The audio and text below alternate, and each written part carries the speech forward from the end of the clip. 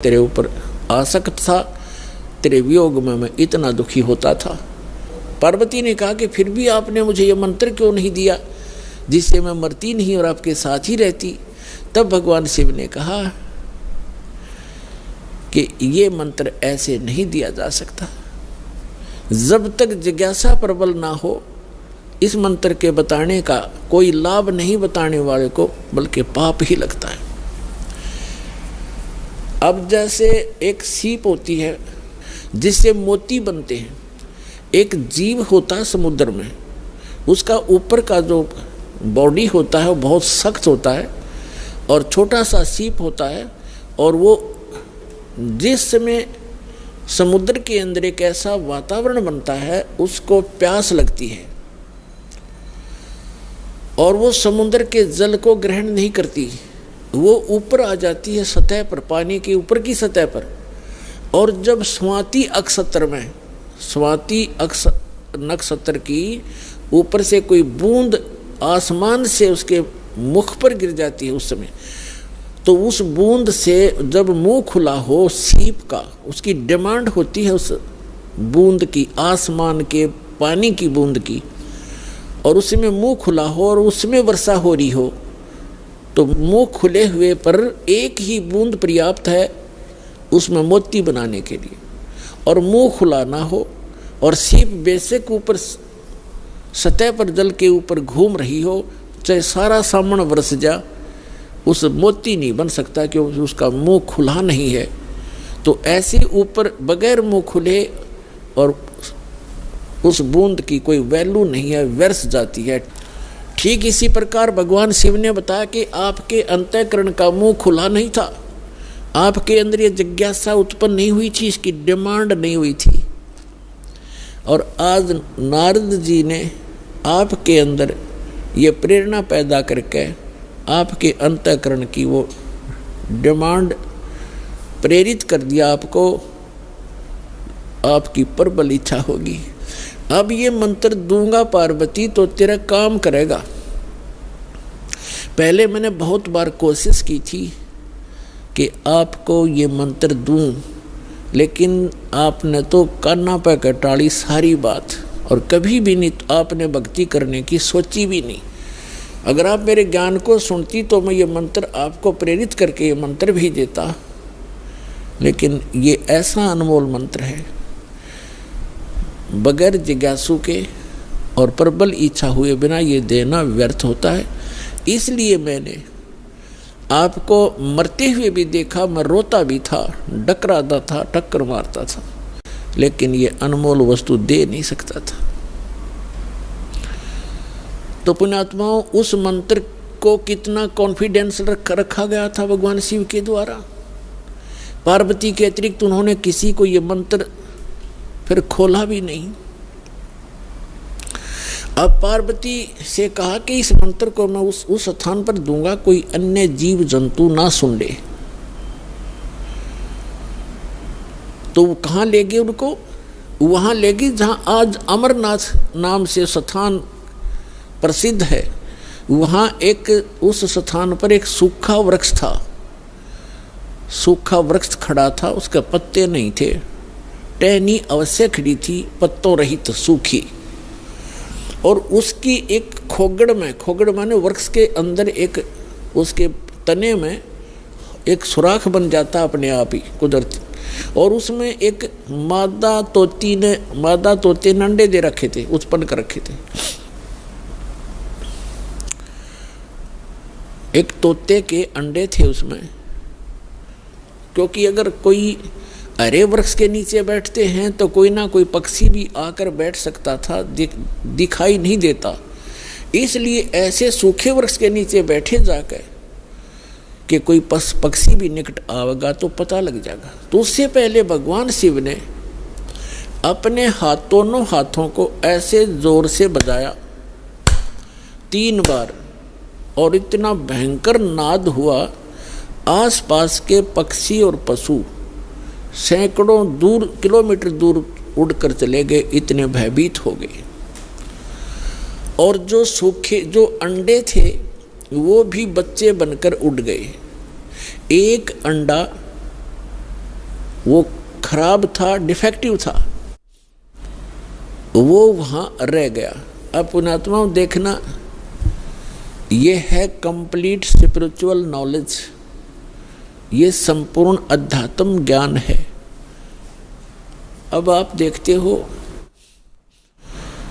जैसे अस्थि उठाते हैं, अस्थि फूल उठाते हैं, जो हार्ड जीव के, मनुष्य के, स्त्री या पुरुष के जला दिए जाते हैं, शरीर को अंतिम संस्कार कर दिया जाता है शरीर का, उसके बाद उसके कुछ कण हड्डियों के बच जाते हैं, उनको फूल बोलते हैं, अस्थि बोलते हैं। उनको वहाँ से उठाया जाता है उस राख से, और कहाँ डाल के आते हैं? गंगा में, दरिया में। क्यों डालते हैं? ये तो एक बहकाने वाली बात है कि वहाँ गति करवाने जाते हैं। मरने के बाद जीव चला गया जहाँ जाना था, उन हड्डियों के कहीं फेंकने से, दरिया में डालने से गति होती है। उसका मूल उद्देश्य ये है कि जैसे हम जिस बॉडी में रहे हैं, ये शरीर हमने सबसे प्रिय है।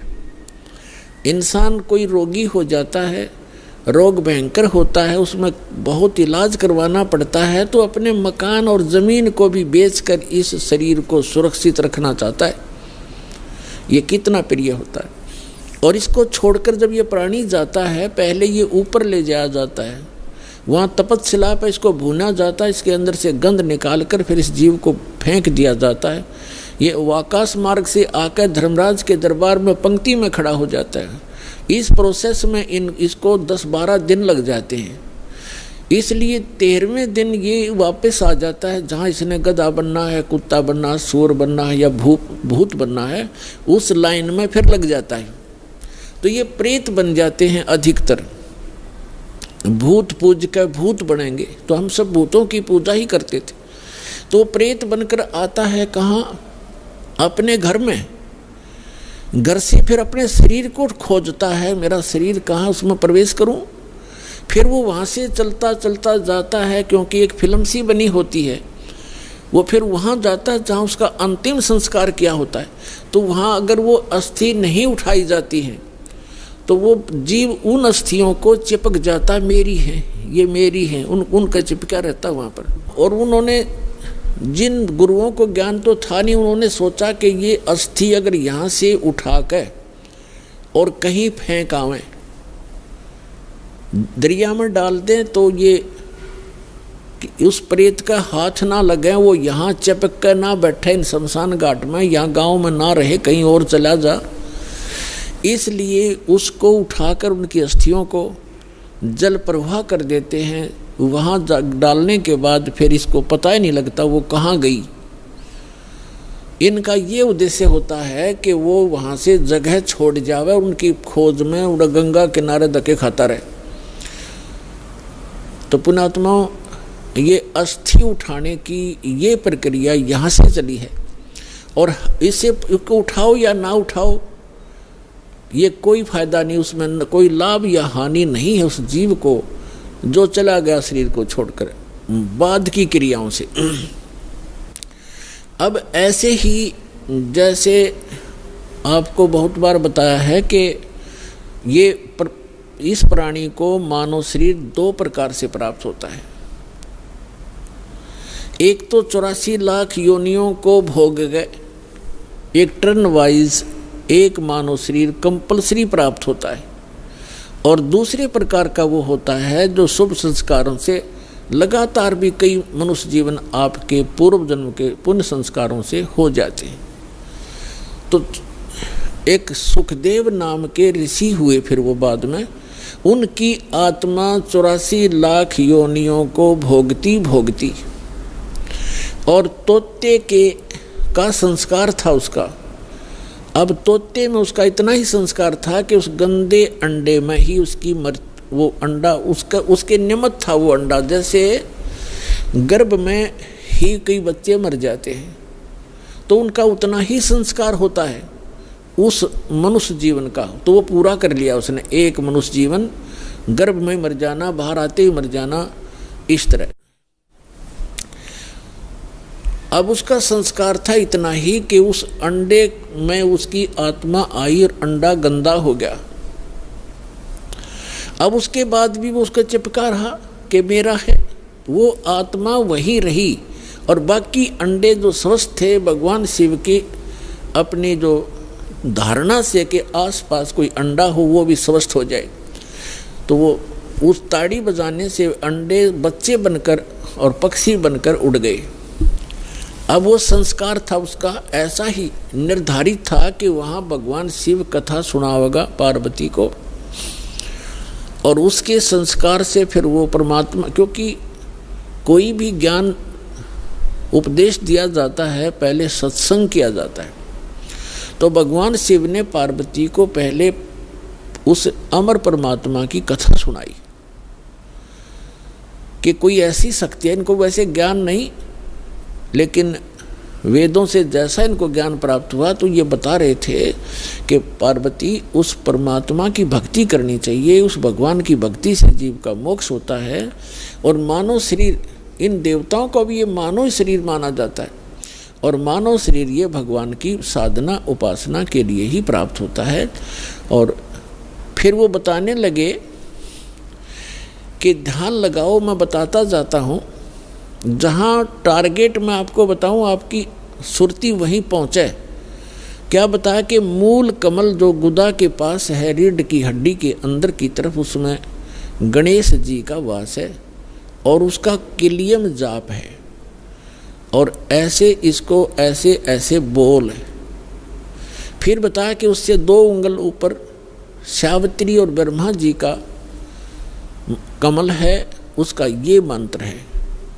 फिर बताया शरीर के इसके ऊपर नाभि कमल है, उसमें विष्णु और लक्ष्मी का वास है, और वहाँ पर ये मंत्र है जो आपको दिए जाते हैं, इनको जाप करो। उसके बाद फिर हृदय कमल है, उसमें महादेव और पार्वती का स्थान है। अपनात्माओं, ये लीला आपको बहुत देर से समझ में आओगा। ये ज्ञान आपको पहले भी बताया है कि ये काल क्या लीला करता है।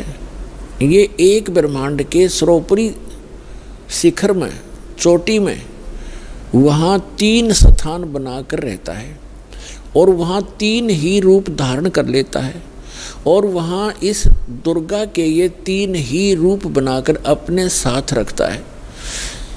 जैसे एक रजोगुण प्रधान नक्षत्र है, उसमें स्वयं ये चतुर्मुखी रूप धारण करके और लक्ष्मी को पार्वती रूप बना, सावित्री रूप बनाकर अपने साथ रखता है। एक सतोगुण प्रधान नक्षत्र है, उसमें ये स्वयं विष्णु रूप धारण कर लेता है और लक्ष्मी को और उसको दुर्गा को लक्ष्मी रूप में रखता है। और तीसरा वहाँ पर एक तमोगुण प्रधान नक्षत्र है, उसमें ये स्वयं अपना शिव रूप धारण करके, जैसा शिव आप देखते हो, और उसके 5 मुख हैं, उसके शिव के भी 5 मुख हैं। वहाँ पर जब ये बनाता है वो 2-1 भी रख लेता है, ऐसा इसकी लीला है। तो वहाँ 10-10 भी मुख बना सकता है ये, वहाँ 10-1000 तक ये मुख बना सकता है ये काल।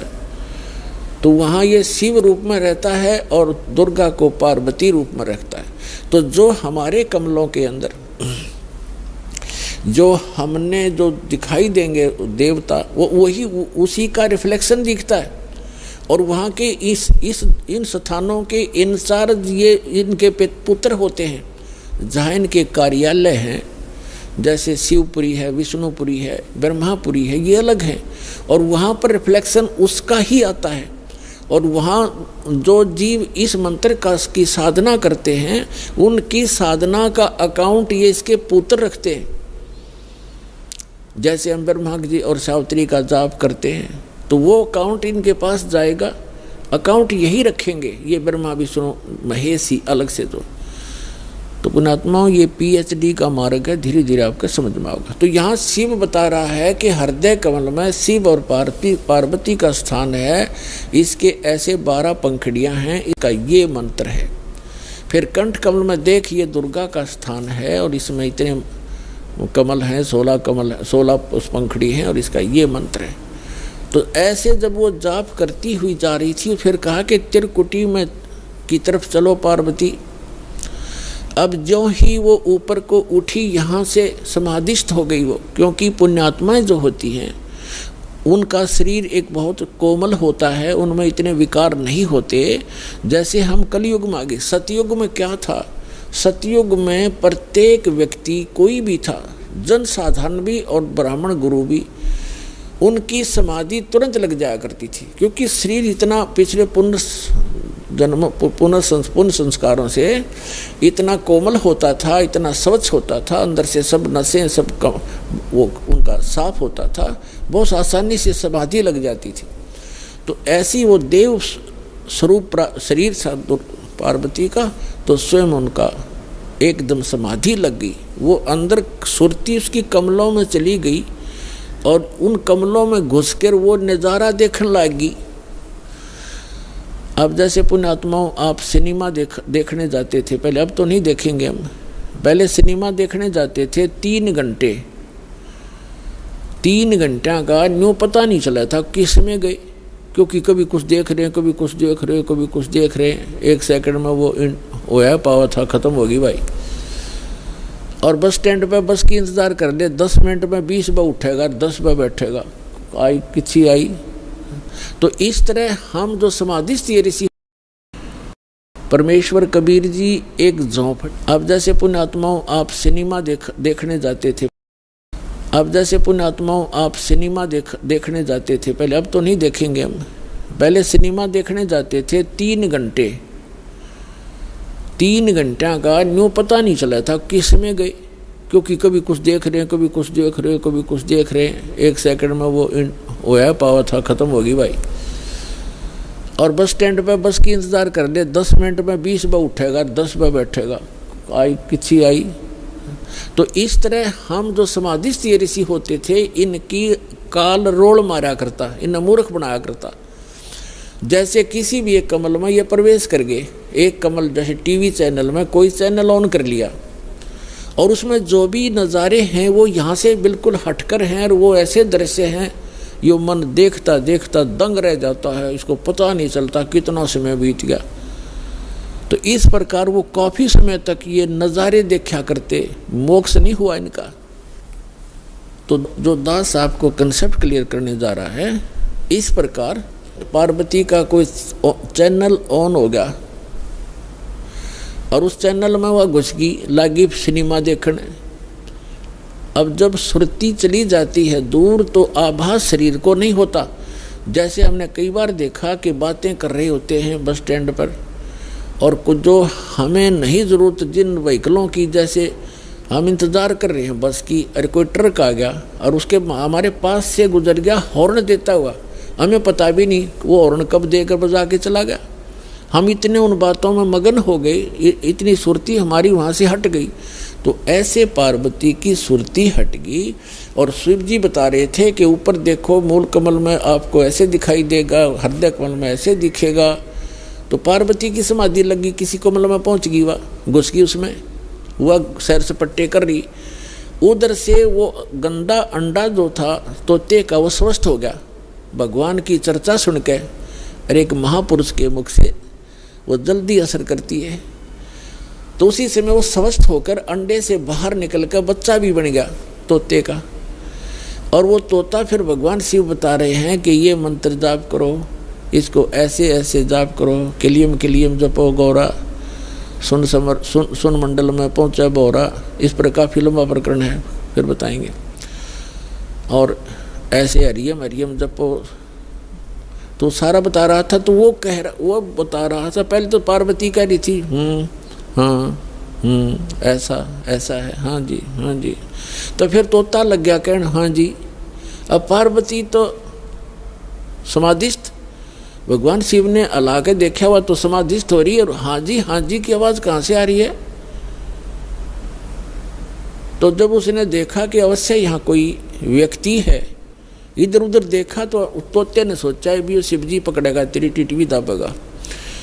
अब वो उड़ लिया, तोता वहाँ से उड़ लिया फर्र दे ही करके।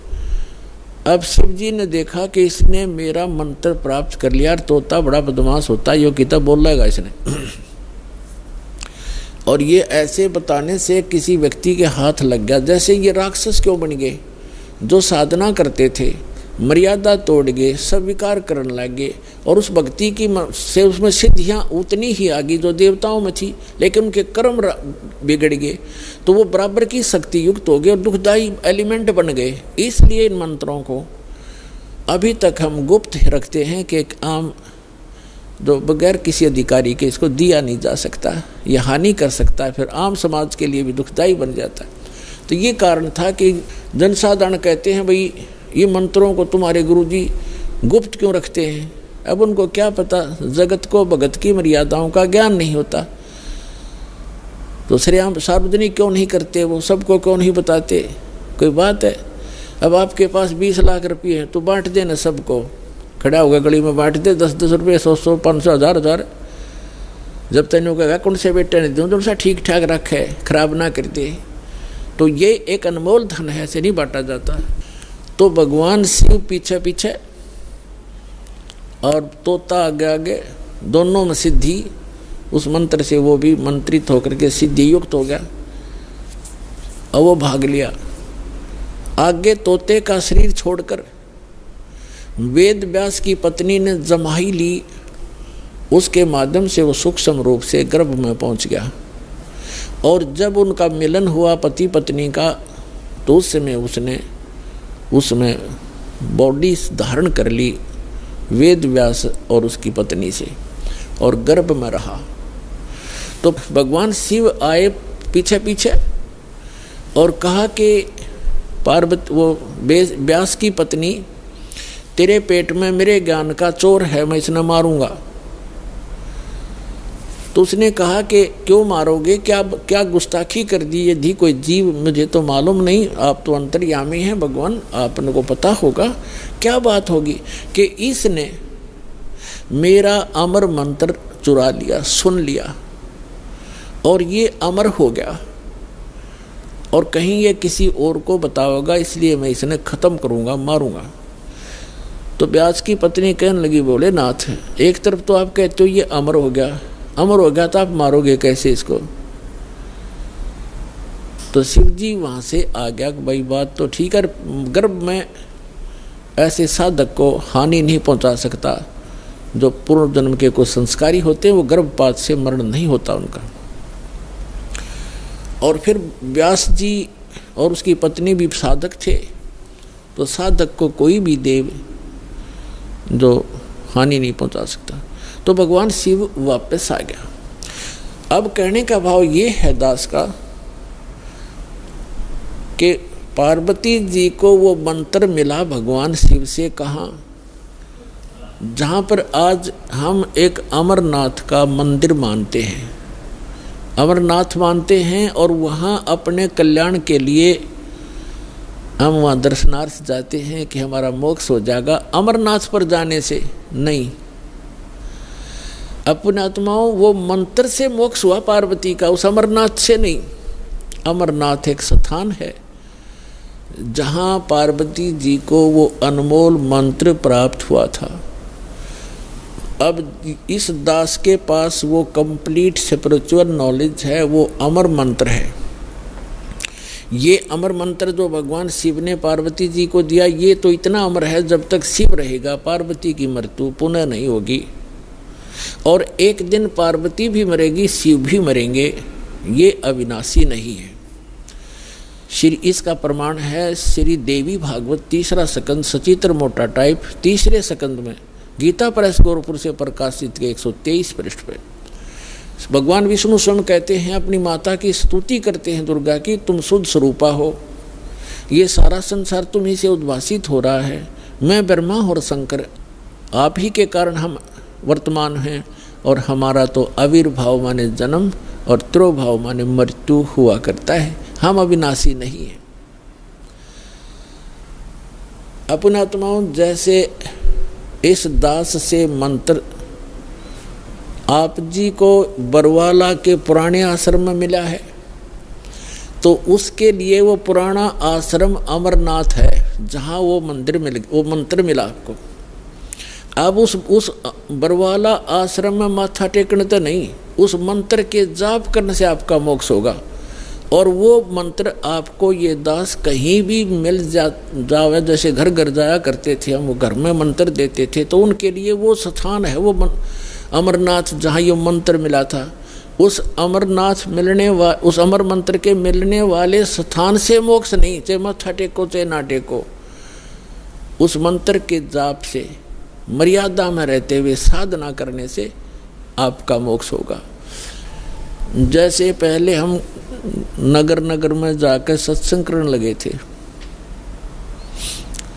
और वहाँ टेंट लगाया करते थे, भट्ठी बनाया करते थे मिट्टी ग्राउंड में, ईंटों की मट्टी भट्ठी बनाकर हलवा खीर बनाते थे और सत्संग करके हम अगले स्थान दूसरे शहर में चले जाते थे।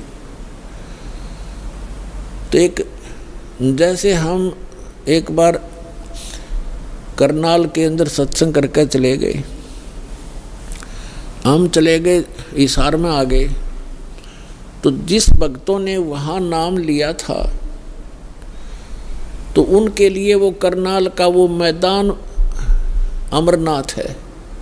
लेकिन अगर कोई उस बाद में कोई व्यक्ति यूं कहे कि चल आपको वहाँ वो स्थान दिखा कर लाता हूँ जहाँ पर रामपाल महाराज का सत्संग हुआ था, तो वहाँ क्या दिखा कर लाएगा बाद में? जहाँ भट्ठी पड़ी थी ईंटों की यूजलेस, हमने काम सारा कर लिया था, हम आगे चले गए। अब उन भट्टियों को देखने से, जैसे हम वहाँ ये सत्संग जहाँ हो रहा हो और ये दास जहाँ उपलब्ध हो, तो वहाँ भक्त हों, वहाँ पर खीर भी मिलेगी, हलवा भी मिलेगा और ये अनमोल ज्ञान भी सुनने को प्राप्त होगा। अब यदि कोई व्यक्ति कहे कि चल आपको वो स्थान दिखा कर लाता हूँ जहाँ सत्संग हुआ था, वहाँ जाकर क्या दिखावे, देख यहाँ तो खीर बनी थी, यहाँ हलवा बना था, यहाँ बैठ कर नाम दिया था, तो वहाँ ना तो वह खीर ना हलवा, सूखी भट्ठी है, उन्हें 6 पे माथा टेका हो जाए, तो वो चीज़ तो यहाँ मिलेंगी जहाँ दास उपलब्ध है। अब ये बरवाला के अंदर है वो भट्ठी, वो खीर भी, हलवा भी और अनमोल मंत्र और ज्ञान भी।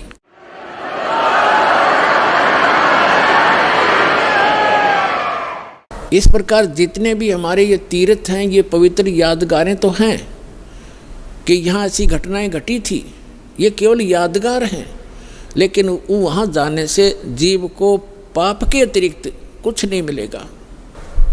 एक समय जैसे परमात्मा की लीला में लिखा हुआ है कि वो सतलोक से चलकर आते हैं, वो 3 प्रकार की स्थिति से हमारा धारण पोषण करते हैं, 3 प्रकार के शरीर से। एक शरीर से तो सतलोक में स्थायी रहते हैं, उनके एक रोमकूप में करोड़ सूर्य करोड़ चंद्रमा मिला दे इतनी रोशनी होती है। और दूसरा वो करते हैं लीला, जैसे प्रत्येक युग में एक शिशु रूप धारण करके एक लीला करते हैं, उनको निसंतान दंपति उठा ले जाते हैं, धीरे धीरे बड़े होते हैं और जो वो क्रियाएं कर रहे होते हैं माता पिता, वही क्रिया करते हुए एक जन साधारण जैसा जीवन जीकर वो परम पिता दिखाते हैं, ऐसी लीला किया करते हैं। और दूसरी प्रकार की स्थिति में वो कभी भी कहीं पर भी आकर के साधु रूप में प्रकट हो जाते हैं, अच्छी आत्माओं को मिलते हैं, उनको ज्ञान देते हैं, उनको अपने से परिचित कराते हैं, जो भटक रही होती है उनकी प्यारी आत्मा। ऐसे ही एक धर्मदास नाम के महापुरुष वैश्य थे, बनिए थे और वैष्णु साधु से दीक्षित थे, विष्णु जी के पुजारी थे, विष्णु जी को इष्ट मानते थे, साथ में शंकर भगवान की भी पूजा करते थे। जैसे भी हमारे धर्म गुरुओं ने हमारे को जो ज्ञान दे रखा है, हम वैसे ही वो लगा हुआ था। और रूपदास नाम के एक वैष्णव संत से दीक्षित थे। अब उस रूपदास जी ने जैसा भी उस प्यारी आत्मा को गाइड किया, वो उसी तरह समर्पित था।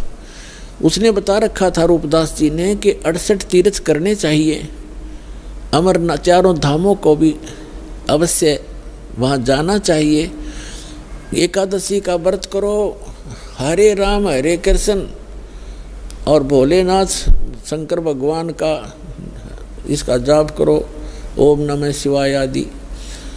तो ये मंत्र जाप करता था। और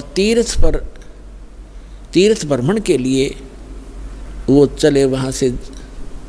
जब भगवान उनको मिले उस समय लगभग 80-82 वर्ष की उम्र थी, 85 वर्ष की उम्र थी धर्मदास जी की। तीर्थ यात्रा पर गए हुए थे मथुरा के तालाब में, जहाँ भगवान, जैसा कि हमारे धर्म गुरुओं ने बता रखा था कि यहाँ श्री कृष्ण गौ चराया करते थे, इस सरोवर में नहाया करते थे, गौओं को पानी पिलाया करते थे। तो उस श्रद्धा से सभी वहाँ उस तीर्थ पर जाते हैं और फिर गिरिराज के चक्कर लगाते हैं।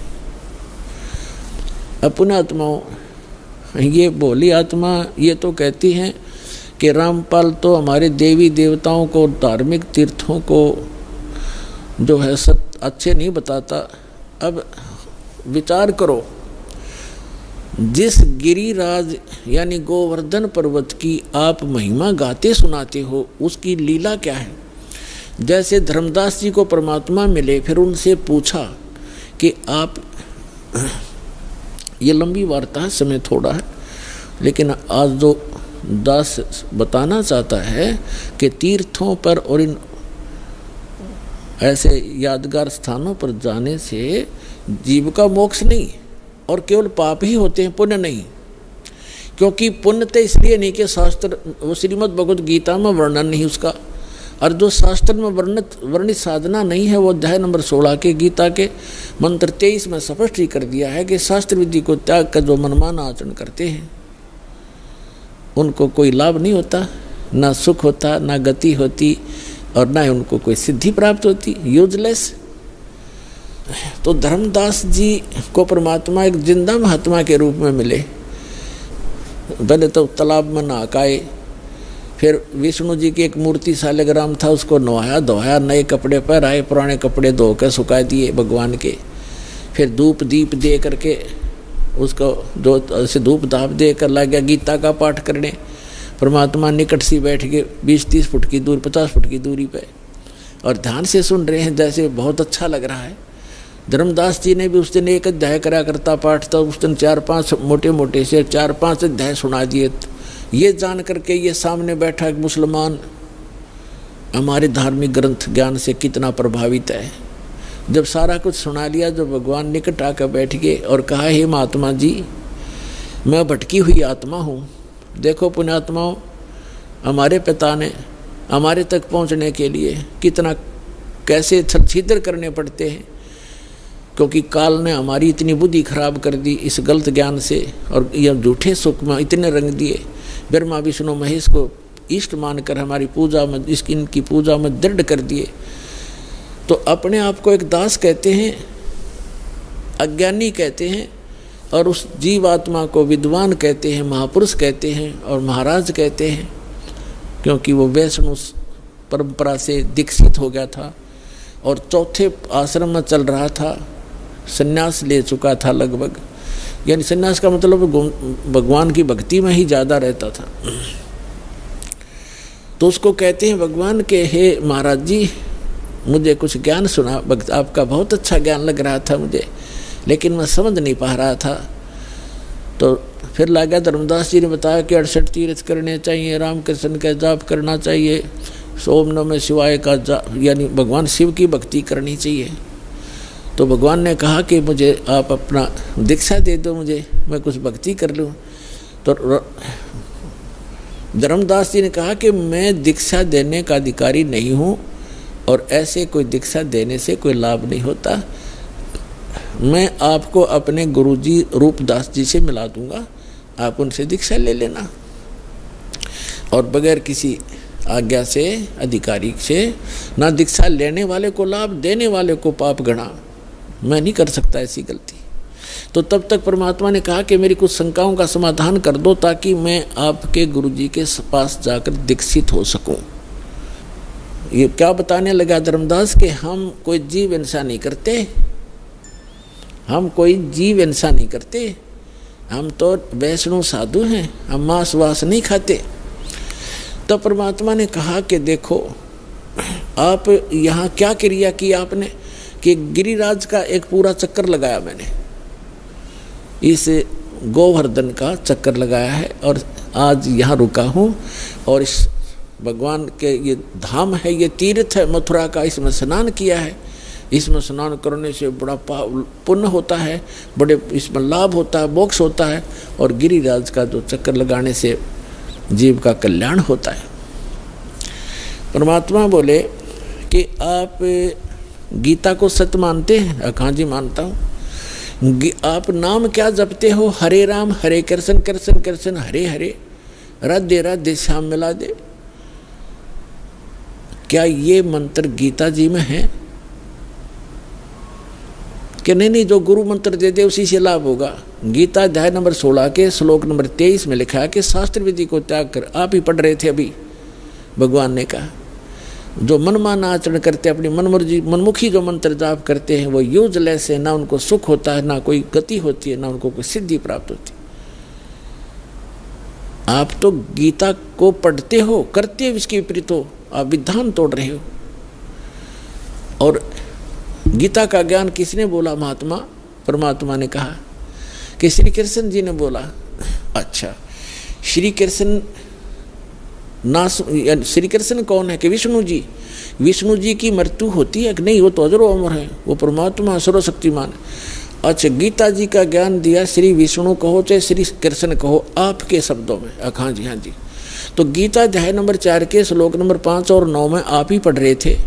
ये खुद कहता गीता ज्ञानदाता कि मेरे और तेरे अर्जुन बहुत जन्म हो चुके, तू नहीं जानता, मैं जानता हूँ।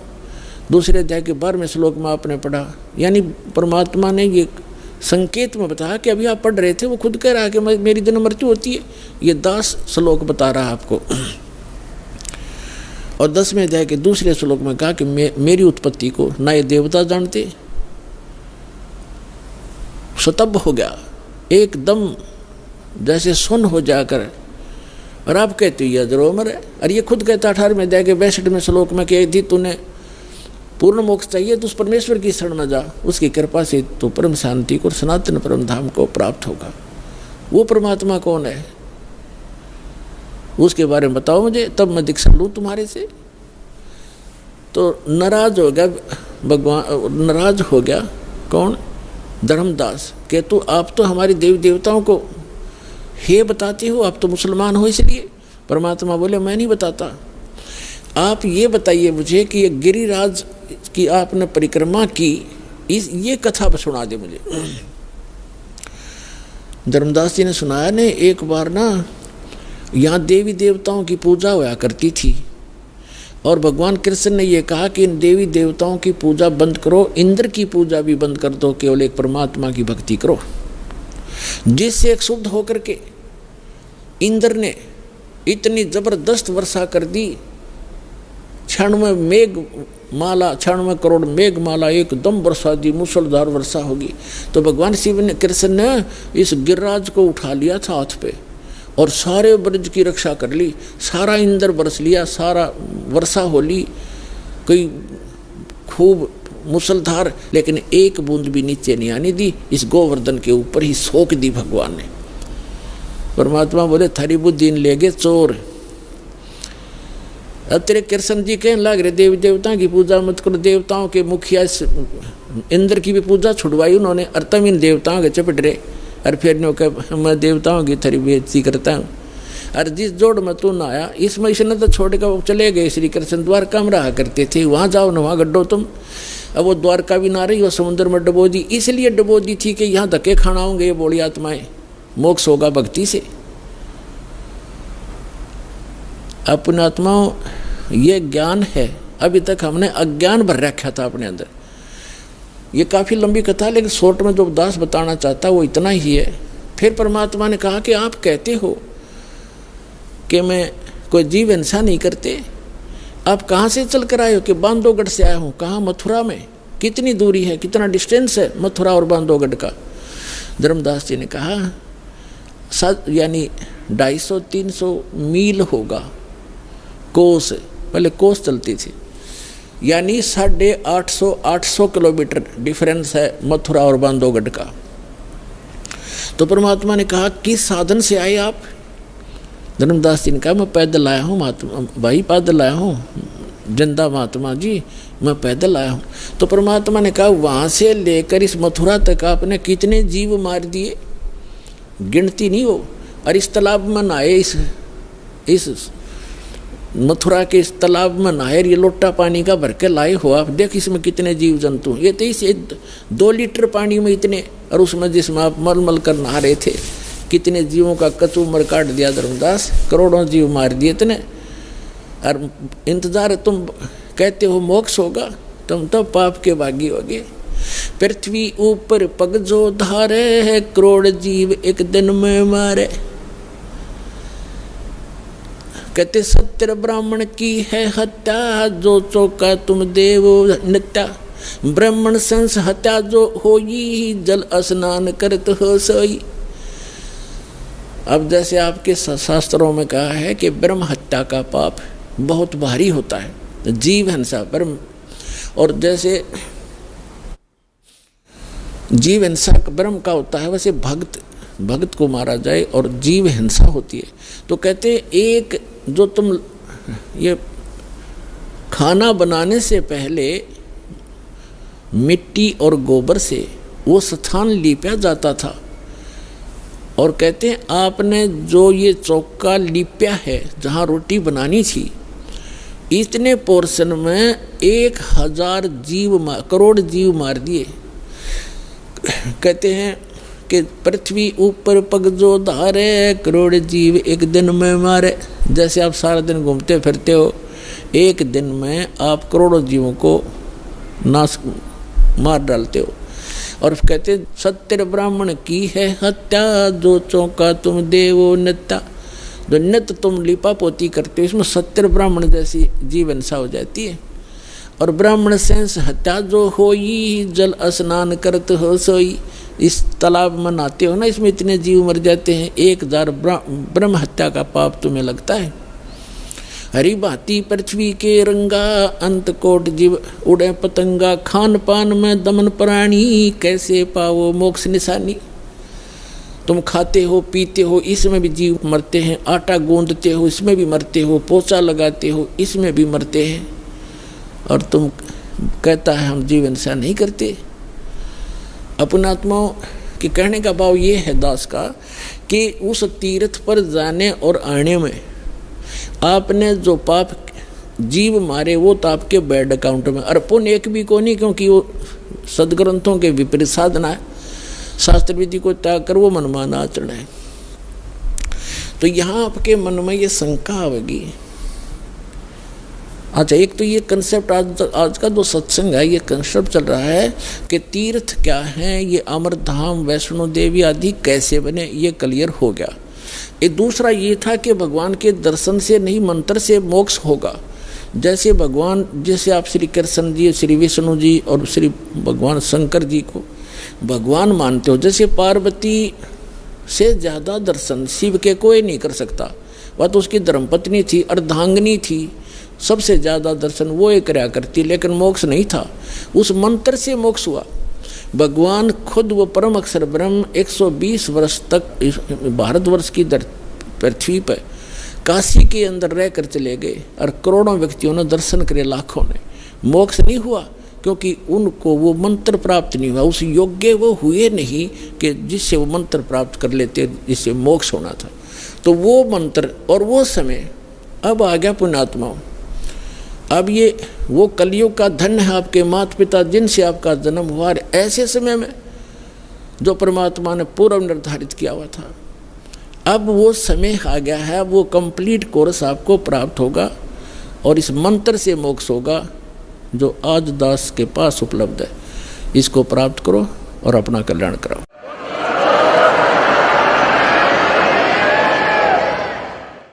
अब जैसे पुण्यात्माओं, आप सिनेमा देखने जाते थे पहले, अब तो नहीं देखेंगे हम।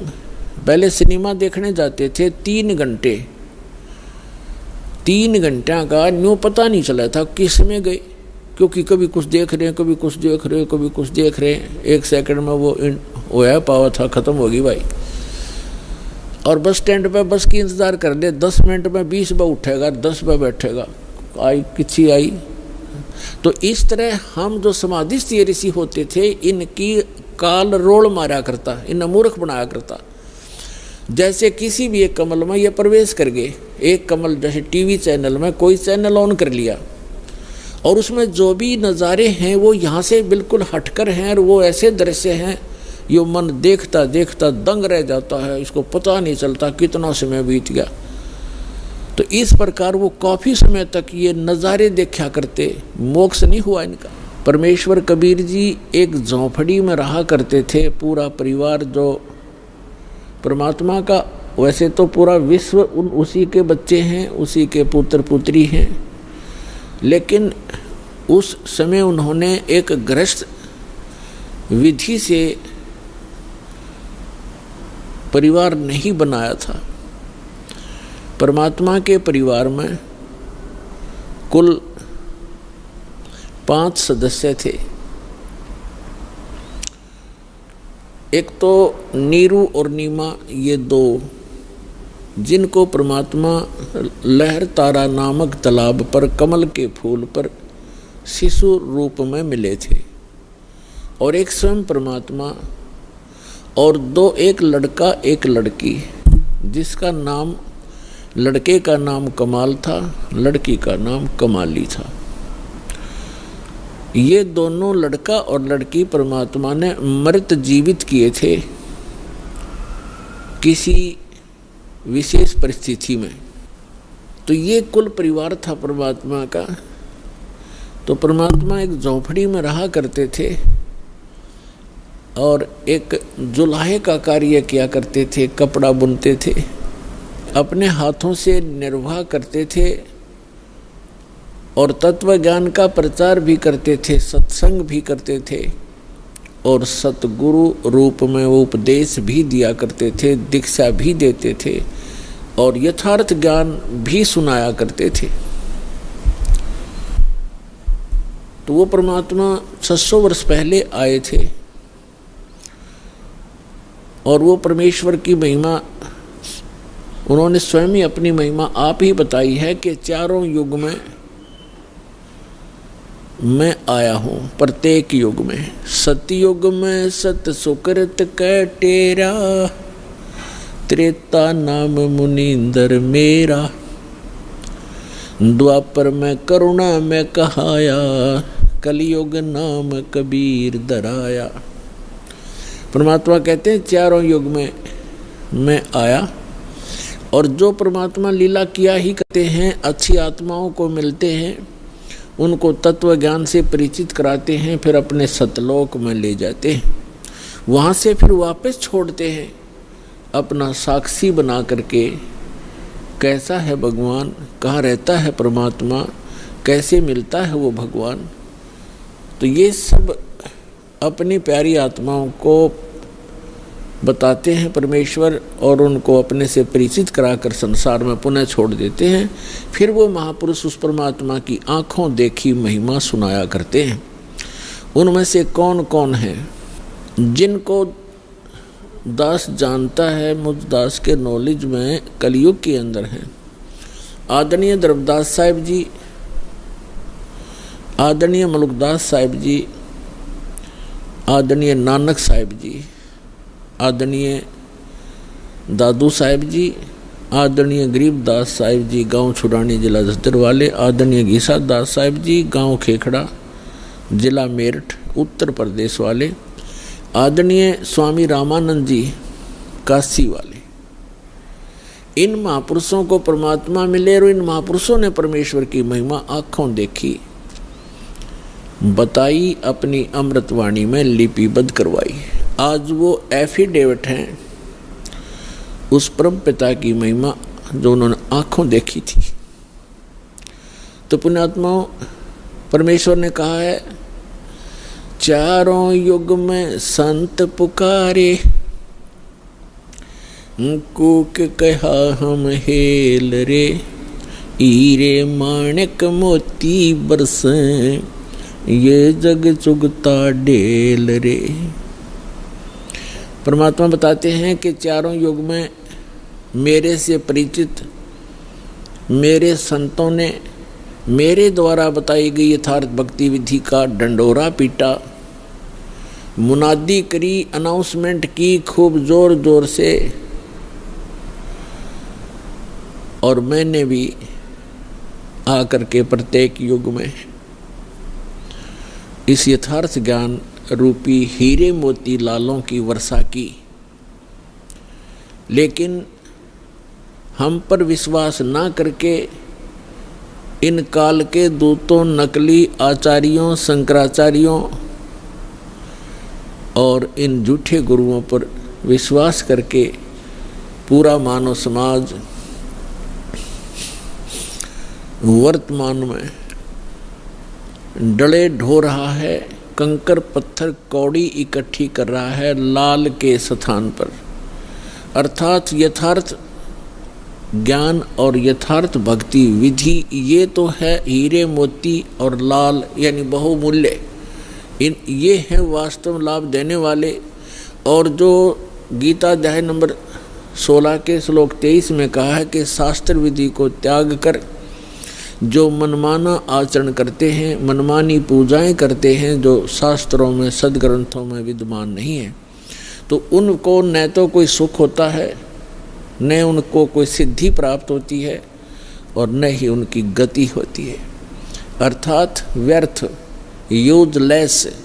तो जो शास्त्र विधि को त्याग कर सदग्रंथों के विपरीत साधना है वो परमात्मा ने बताई है कि वे डले हैं, ढेल, ढेल माने डले कंकर पत्थर जिनकी कोई वैल्यू नहीं है।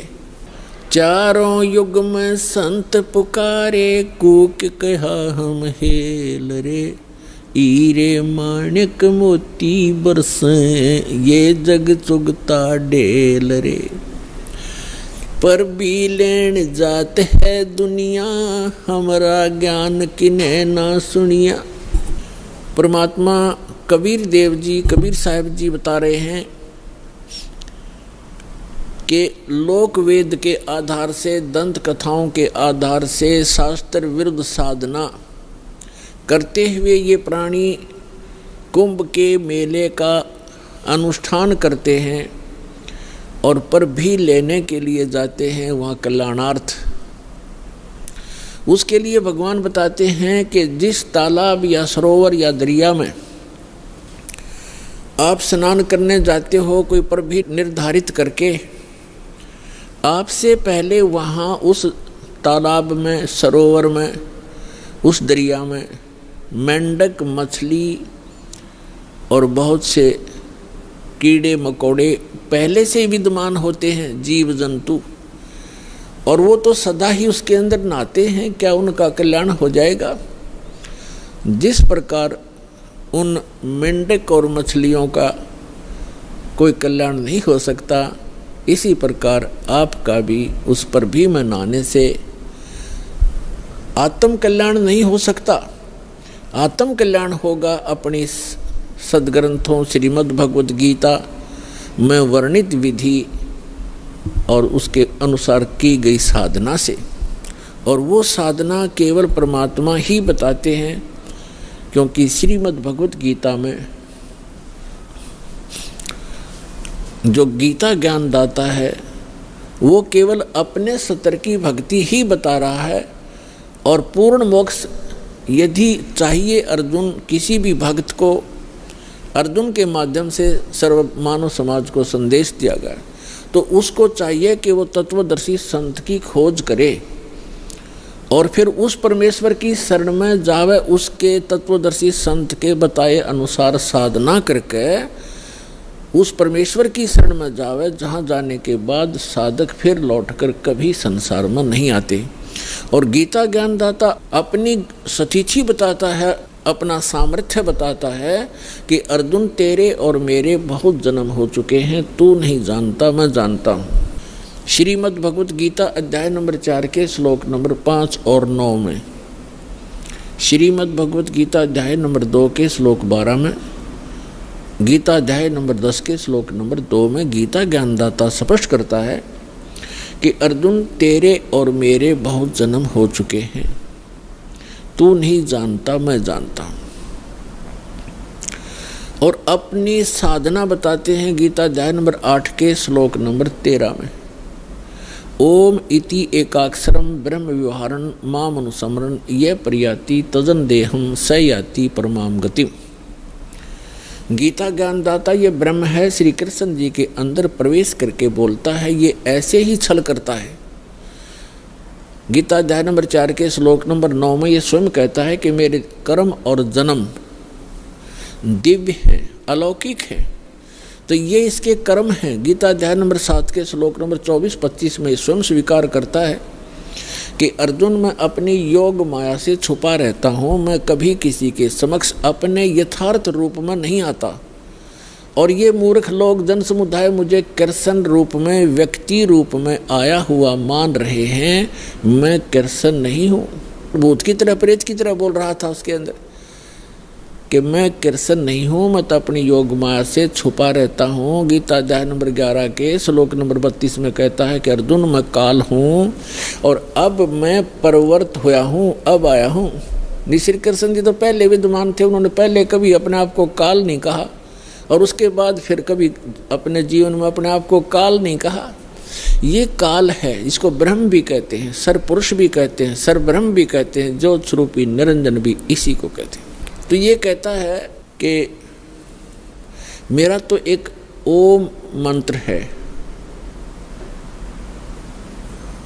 और ये कहता है कि मेरे जन्म और कर्म अलौकिक हैं। तो खुद कहता है कि मैं अपनी योग माया से छुपा रहता हूँ, मैं कभी किसी के सामने अपने यथार्थ रूप में नहीं आता। तो श्री कृष्ण में प्रवेश करके ये ब्रह्म बोल रहा है, सरपुरुष बोल रहा है। 8वें अध्याय के 13वें श्लोक से भी स्पष्ट हो जाता है, ओम इति एकाक्षरम ब्रह्म व्यवहारन माम अनुसमरण।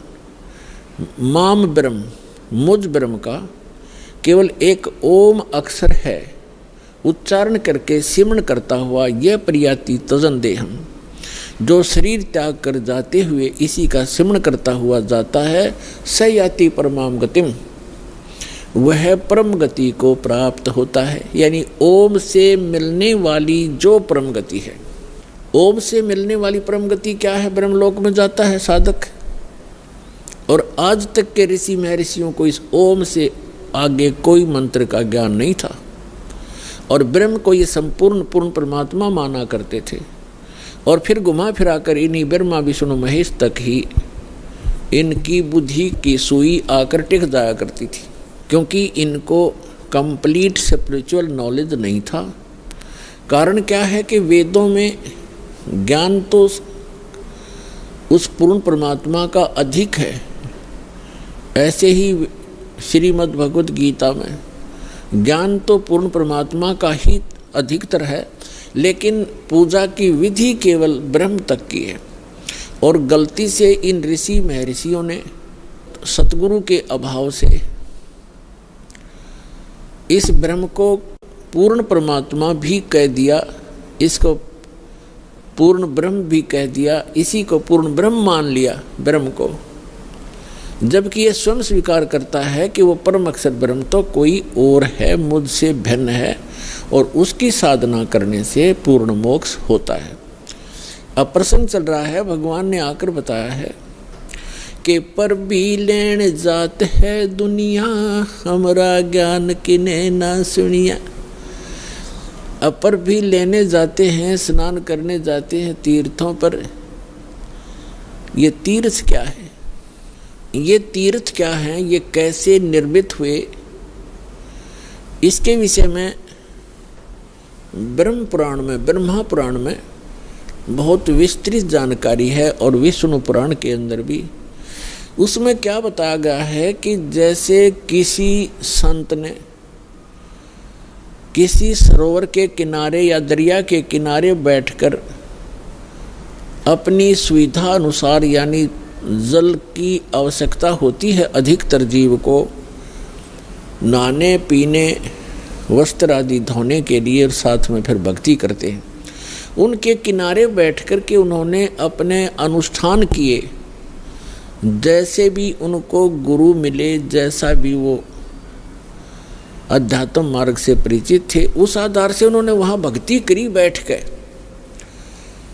और वहाँ से जो साधना उन्होंने की, उस साधना अनुसार अपना शरीर त्याग करके वो चले गए उस लोक को, उस स्थान को प्राप्त कर गए जहाँ की उसने साधना की थी। अब बाद में उसकी यादगार में उस महापुरुष ने वहाँ शरीर तो छोड़ना ही होता है, उसकी यादगार बना देते हैं।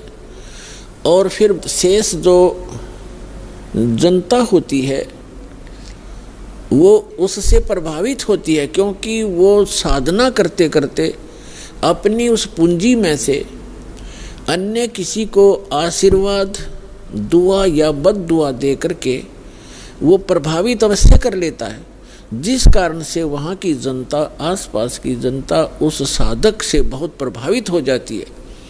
उसके बाद उसकी मृत्यु के उपरांत वहाँ एक उसकी समाधि बना देते हैं, वहाँ पूजाएं शुरू कर देते हैं और फिर उसको वहाँ उसके मत्था टेकने लग जाते हैं और उसको तीर्थ नाम दे दिया जाता है। अपनात्मा परमात्मा ने आके ये निष्कर्ष दिया है कि जैसे अमरनाथ कैसे बना, अमरनाथ की स्थापना कैसे हुई, ये कैसे वेल नोन हुआ, सुप्रसिद्ध क्यों हुआ। भगवान शिव ने पार्वती जी को ये अनमोल मंत्र दिया था जिससे मोक्ष संभव है। और वो कौन सा मंत्र दिया था? जो 5 नाम का ये दास आपको देता है। प्रथम मंत्र में बीच बीच के जो 5 मंत्र हैं, ये शिव जी ने इस मंत्र का ज्ञान था और इसी को ये अमर मंत्र मानता था। एक तो पुण्यात्माओं, हमें कंप्लीट स्पिरिचुअल नॉलेज ना होने से, संपूर्ण अध्यात्म ज्ञान ना होने से हम इन नकली संतों के द्वारा घने भ्रमित हो गए। हम क्या सोचते हैं कि गुरुजी ने मंत्र दे दिया, नाम दीक्षा दे दी, और फिर क्या होता है, उन भ्रमित लोगों के पास जाकर के आप उनसे फिर प्रभावित हो जाते हो, जिनको कंप्लीट स्पिरिचुअल नॉलेज नहीं है, जिनको पूर्ण अध्यात्म ज्ञान नहीं है। तो वो क्या पूछते हैं आपसे कि आपने दीक्षा ली है वहाँ से, बरवाला से, कितने दिन हो गए? 1 महीना, 2 महीने, 1 वर्ष, 2 वर्ष, जैसा भी जिसको। फिर वो पूछते हैं क्या आपको भगवान दिखाई देते हैं, भगवान के दर्शन होते हैं? अब आपके पास इसका कोई उत्तर नहीं। तो पुण्यात्माओं, कहने का भाव ये है कि दास जो आज प्रसंग आपके समक्ष स्पष्ट करना चाहता है, एक विषय स्पष्ट करना चाहता है कि परमात्मा की प्राप्ति, मोक्ष की प्राप्ति परमात्मा के दर्शन से नहीं, उस परमात्मा के मंत्र से होती है। पहले तो ये प्रसंग स्पष्ट करते हैं कि अमरनाथ की स्थापना कैसे हुई। पुण्यात्मा, हमने पुराण बहुत पढ़ी हैं, पवित्र पुराण, लेकिन हमारे धर्म गुरु कोई निष्कर्ष हमें निकाल कर दे नहीं पाए, और जिस कारण से हम ऐसे उन कथाओं को याद अवश्य कर लेते थे, लेकिन हमें उनका कोई सिर पैर का पता नहीं था। जैसे पार्वती जी के 107 जन्म हो चुके थे, 108वां जन्म वो जी रही थी। भगवान शंकर वही होते थे, उनकी तब तक मृत्यु नहीं हुई थी, और पार्वती जी की 107 बार मृत्यु हो चुकी थी। और भगवान शिव जब पार्वती जी की मृत्यु होती थी बड़े व्याकुल होते थे, उनका बहुत बुरा हाल हो जाता था उस पार्वती की मृत्यु के उपरांत, उसके वियोग में। एक समय की बात है कि भगवान श्री राम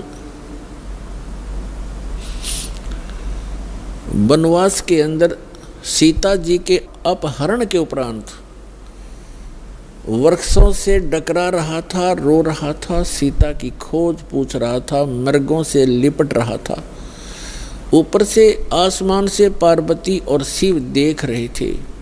भगवान शिव ने श्री रामचंद्र जी अर्थात विष्णु जी को प्रणाम किया। पार्वती जी ने देखा कि किसको प्रणाम कर रहे हैं। नीचे एक व्यक्ति रो रहा है पृथ्वी पर। पार्वती जी ने पूछा, आप किसको प्रणाम कर रहे हो? भगवान शिव ने कहा कि नीचे देखो, ये भगवान को प्रणाम कर रहा हूं। कि वो व्यक्ति रो रहा है? पार्वती ने पूछा कि हाँ, ये भगवान है, परमात्मा है। पार्वती जी कहने लगी, भगवान और रो रहा है? भगवान कैसे हो सकता है जो ऐसे डकरा रहा है जनसाधारण की तरह? यानी विष्णु जी थे वो, और विष्णु जी भगवान शिव के बड़े भाई हैं। अपने बड़े भाई को वो नमस्कार कर रहे थे। पार्वती जी ने नमस्कार नहीं किया और कहा, मैं इसकी परीक्षा लूंगी और सीता रूप बना कर जाऊंगी। यदि ये मुझे पहचान लेंगे तो मैं मान लूंगी कि ये भगवान है। भगवान शिव ने कहा कि यह गलती मत करना, यदि तू सीता रूप बना लेगी तो मेरे काम की नहीं रहेगी। उस समय तो पार्वती जी ने कह दिया कि नहीं जाऊंगी, परीक्षा नहीं लूंगी। कुछ ही देर के बाद भगवान शिव के इधर उधर होते ही सीता रूप धारण किया और भगवान राम के सामने खड़ी होगी जाकर के।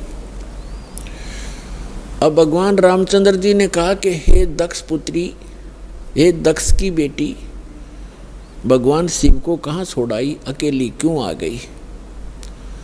इस बात से वो इतना शर्मिंदा होगी। फिर प्रणाम किया कि भगवान शिव आपको ठीक ही प्रणाम कर रहे थे, आप तो सचमुच जानी जान हो।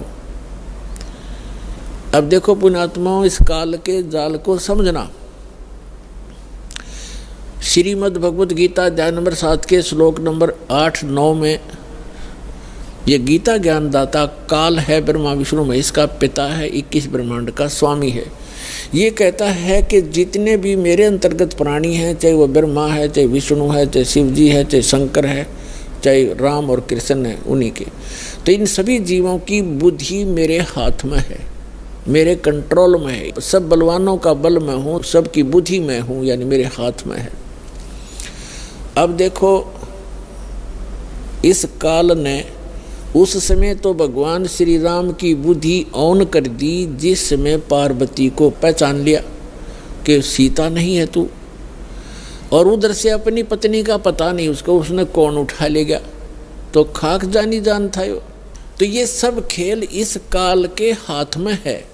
जैसे जब महाभारत का युद्ध करवाना था, उस समय अर्जुन में ताकत दे दी, एक कब मारा था तीर 200 में का निकल जा था, नरसंहार करवा दिया, उसका बैड अकाउंट बनवा दिया।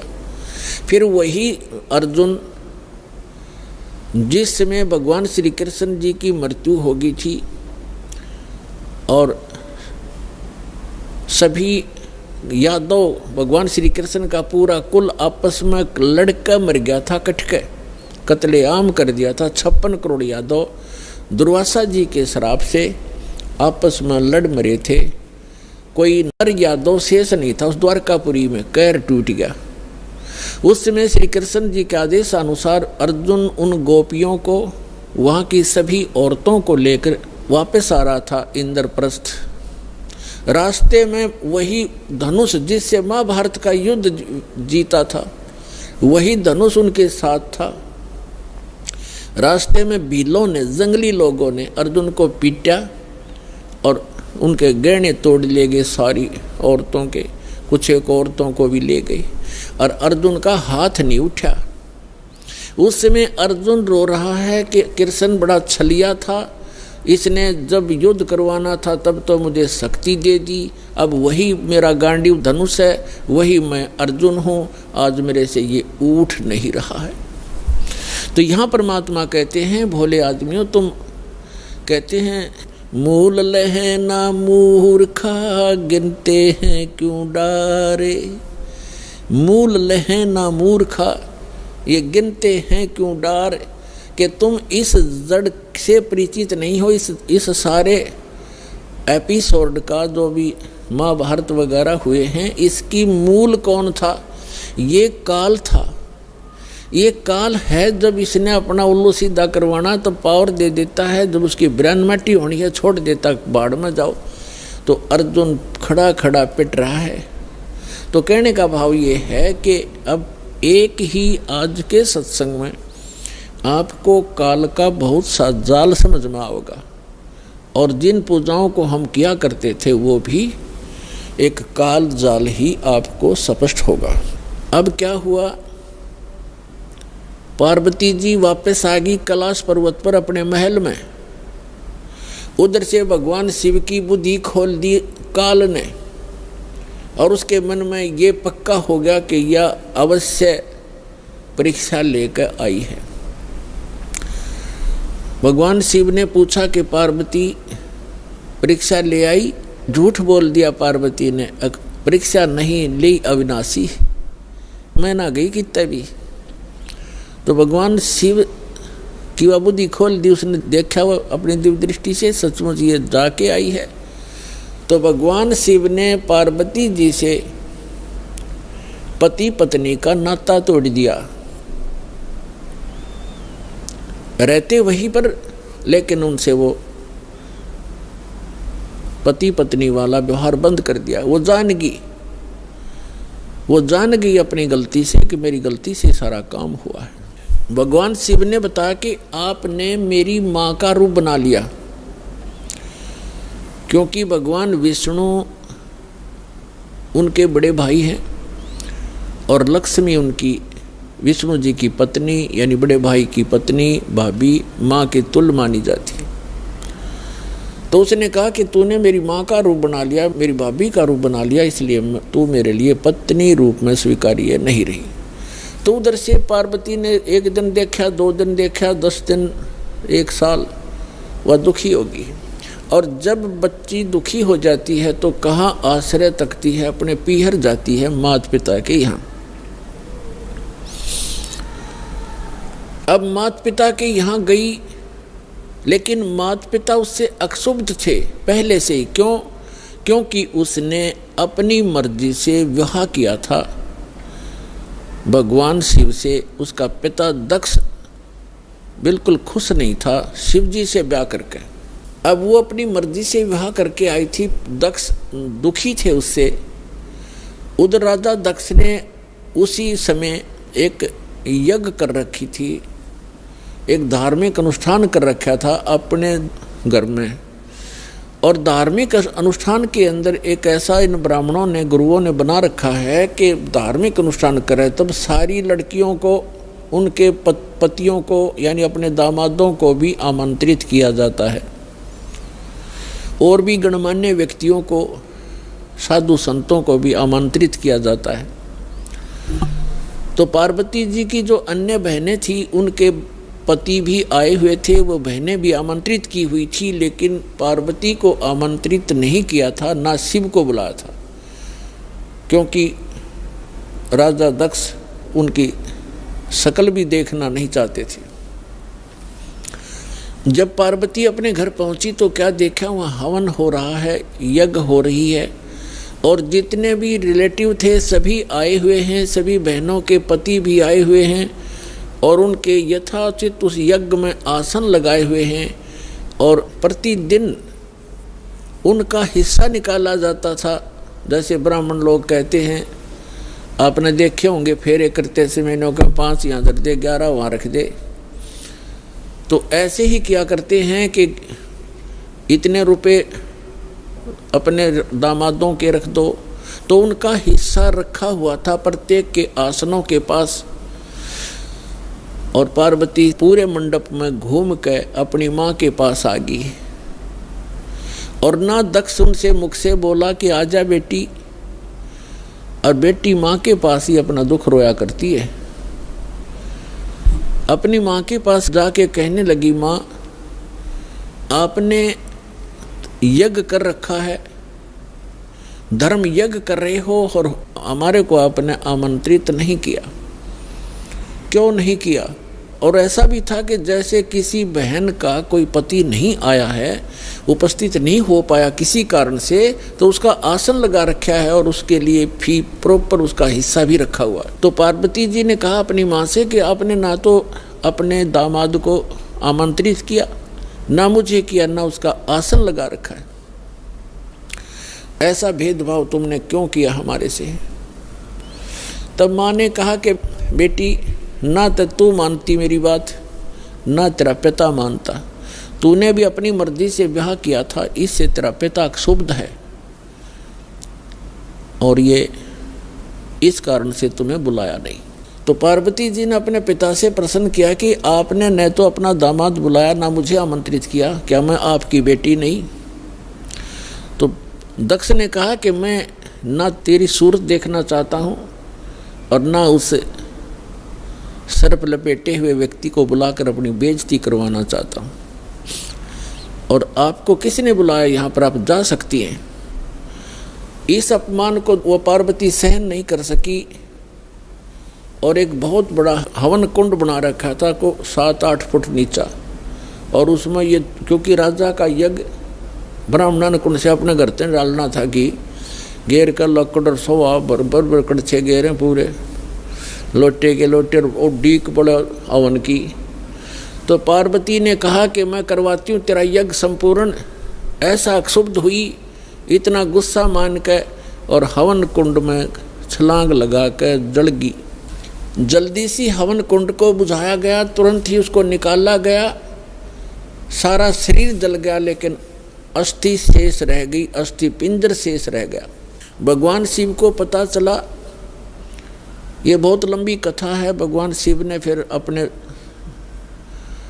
अपने ससुर का सिर भी काट दिया था, उसने काट दिया था भैरव ने, जैसा भी। तो फिर क्या हुआ कि भगवान शिव जब आए तो उसने उस पार्वती के कंकाल को, जो केवल अस्थि पंजर था पूरे बॉडी का, उसको पार्वती जान के मोहवश इतना अंधे हो गए और उसको सीने से लगाकर 10,000 वर्ष तक पार्वती पार्वती करते फिरते गए रहे। एक दिन भगवान ने सुदर्शन चक्र से उस पार्वती के टुकड़े टुकड़े कर दिए उस अस्थि पिंजर के। तो उसके विषय में बताते हैं कि जहाँ नैन गिरे वहाँ नैना देवी, जहाँ धड़ गिरी उसकी वहाँ पर वैष्णो देवी। ऐसे वैष्णो देवी और नैना देवी की स्थापना हुई क्योंकि वहाँ इन पार्ट्स ऑफ द बॉडी को, शरीर के अंगों को, जहाँ नैन गिरी थी वहाँ उनकी समाधि दे दी और उसकी एक यादगार बना दी कि यहाँ पर ऐसी घटना घटी थी, कहीं आने वाले समय में कोई इन ऐतिहासिक और पौराणिक बातों को झूठा ना सिद्ध कर दे, इसलिए वो यादगार बनाई थी। और आज वहाँ पूजाएं शुरू होगी। ऐसी जहाँ धड़ गिरा था वहाँ पर वैष्णो देवी बना दी, एक यादगार बना दी और उसको मंदिर का रूप दे दिया, जैसे कि आने वाले समय में ये चिन्ह बना रहे, ये अवशेष बने रहे। इस प्रकार ये हमारे धार्मिक तीर्थ बने। हम फिर जाने लगे, वहाँ श्रद्धा से मत्था टेकने लगे, दान दक्षिणा करने लगे, फिर पुजारी बैठा दिए, अब वहीं घंटी बजा के हम कल्याण मोक्ष समझने लगे। तो अध्यात्म ज्ञानहीनता के कारण हम ऐसा कर रहे थे, ये डले ढो रहे थे। अब जो प्रसंग चल रहा है कि पार्वती जी का फिर नेक्स्ट जन्म जब हुआ, हिमालय के जन्म हुआ और शिव से विवाह हुआ। और भगवान शिव क्या करते थे कि जितनी बार भी पार्वती की मृत्यु हुई, उनके कंकाल को यानी रूंड को, इस हड्डी के सिर के ऊपरले हिस्से को वो निकाल लेते थे और उसको एक धागे में डाल करके रखते थे, ताकि वो गिनती करते थे कि कितनी बार इसकी मृत्यु होगी। 107 कंकाल सिर के भगवान शिव ने टांग रखे थे डोरी में, रस्सी में। और पार्वती पूछा करती थी कि ये क्या है, तो शिव जी टाल मटोल कर दिया करते थे कि ये मेरा कुछ अपना अनुष्ठान है, तू मत बोल। भगवान शिव ने बहुत बार पार्वती जी से कहा था कि आप भक्ति किया करो, देखो मैं भी करता हूँ। तो पार्वती जी कहा करती थी कि मुझे तो भगवान मिल गए हैं, आप देवों के देव महादेव हो, मुझे क्या जरूरत है भक्ति करने की। भगवान शिव बहुत समझाया करते थे कि जीव को भक्ति अवश्य करनी चाहिए, साधना करनी चाहिए, उस परमात्मा की भक्ति करो। लेकिन उस पार्वती का गला या बात उतरा नहीं करती। पुण्यात्माओं, जिस प्राणी को सुख गणा है वो सुख इस प्राणी का महादुश्मन है। कबीर साहब कहते हैं, सुख के माथे पत्थर पड़ो जिस ते नाम हृदय ते जावे, और बलिहारी व दुख के जो पल पल नाम रटावे। तो पार्वती को इतना सुख था, सभी देवी देव हाथ जोड़ा करते थे और सर्व ऐश्वर्य उपलब्ध थे, तो उसने क्या जरूरत थी भक्ति करने की। तो इसलिए भगवान शिव के पास जो मंत्र था वो स्वयं जाप करते थे, वो पार्वती जी को मंत्र बताया नहीं। एक दिन भगवान शिव सैर सपट्टे को गए हुए थे बाहर, पीछे से नारद जी आ गए और नारद जी बोले कि हे माता, आप जन्म और मरण के दुख को सहन कर रही हो और आपके घर में एक ऐसी अनमोल वस्तु है जिसके सेवन करने से आपका ये जन्म और मृत्यु मिट सकता है। पार्वती जी ने पूछा कि भाई नारद, ऐसी कौन सी वस्तु है, मुझे तो मालूम नहीं। उस नारद जी ने बताया कि आप भगवान शिव के पास एक मंत्र है, अमर मंत्र, और वो किसी को नहीं बताते और स्वयं मंत्र का जाप करते हैं, जिस कारण से वो अमर हैं। और उस मंत्र के अभाव से आप जन्म और मृत्यु को प्राप्त होते रहते हो। आपका 108वां जन्म है और भगवान शिव कांस्टेंट चल रहे हैं, और ये जितने भी ये कंकाल टंगे हुए हैं सिर के रूंड तेरे, ये आपके हैं। आप 107 बार मर चुकी हो, 107 बार ही आपने भगवान शिव को ही वर रूप में चुना है। 107 जन्म आपके हो चुके, 108वां चल रहा है। तो पार्वती जी का यह बात खटकेगी कि सचमुच ये मेरे ही सिर हैं, अगर आपके ही हैं ये। लेकिन ये बात गले नहीं उतरे कि भगवान शिव के पास ऐसा मंत्र और मुझे ना देवे, क्योंकि वो मुझे बहुत प्यार करते हैं, मेरे लिए वो सर्वस्व सौंप सकते हैं, सब कुछ दे सकते हैं। ये नहीं हो सकता नारद जी। नारद जी कहने लगे कि देख ले माता, अभी तक आपने उनको एज ए हस्बैंड ट्रीट किया है, एज ए गॉड ट्रीट नहीं किया। अभी तक आपने उसको पति रूप में व्यवहार किया है, आपने उनको भगवान नहीं समझा। और जब तक आपके हृदय में यह डिमांड नहीं होएगी, गुरु जैसे गॉड गुरु जो होते हैं वो भगवान के तुल्य ही माने जाते। तो भगवान शिव उस समय इस मंत्र के प्रदान करने वाले गुरु थे। नारद जी तक कह के चले गए। अब पार्वती की नींद हराम होगी कि भगवान को आने दे, और मुझसे कोई अवश्य कोई ऐसी गलती बनी है जो ऐसी वस्तु को मुझसे छुपा रखा है, मैं अवश्य अभाग्नि कोई गलती कर रही होंगी। एकदम नम्रता आई। पहले तो पार्वती जी जैसे पति पत्नी बोलते हैं ऐसे बोला करती थी, और उस दिन आते ही चरणों में दंडवत प्रणाम किया और पैर पकड़ के रोने लगी। भगवान शिव ने पूछा कि किसने क्या कह दिया आपको, क्यों रो रहे हो, बताओ मुझे एक बार।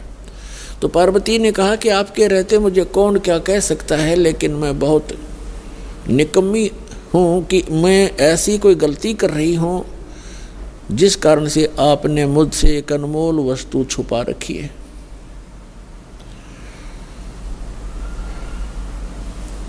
और मैं तो बालक हूँ, आप तो भगवान हो, बालकों की गलतियाँ माफ़ किया करते, मैं तो बालिका हूँ आपके सामने।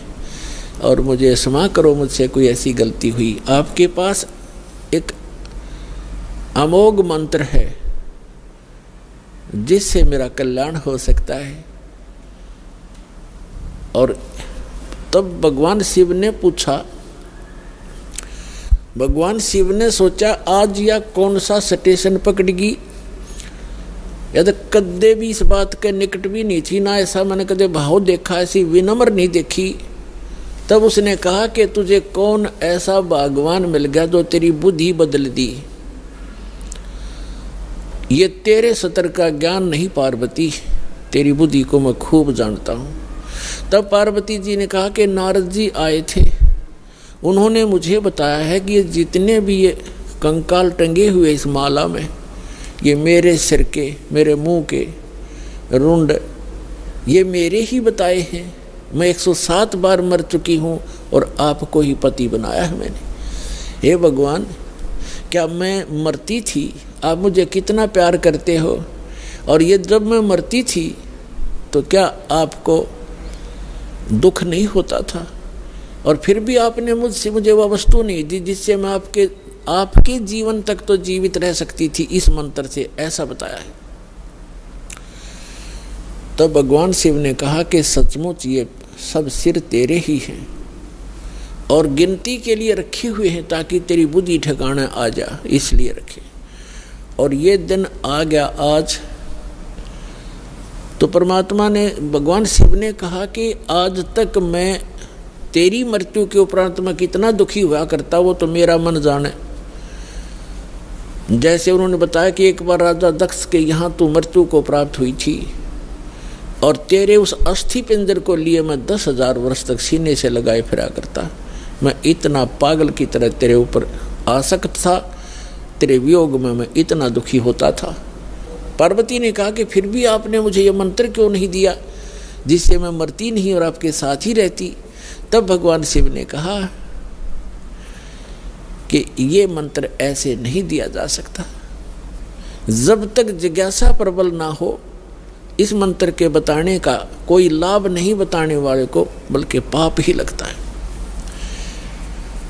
अब जैसे एक सीप होती है जिससे मोती बनते हैं, एक जीव होता है समुद्र में, उसका ऊपर का जो बॉडी होता है वो बहुत सख्त होता है और छोटा सा सीप होता है, और वो जिस समय समुद्र के अंदर एक ऐसा वातावरण बनता है उसको प्यास लगती है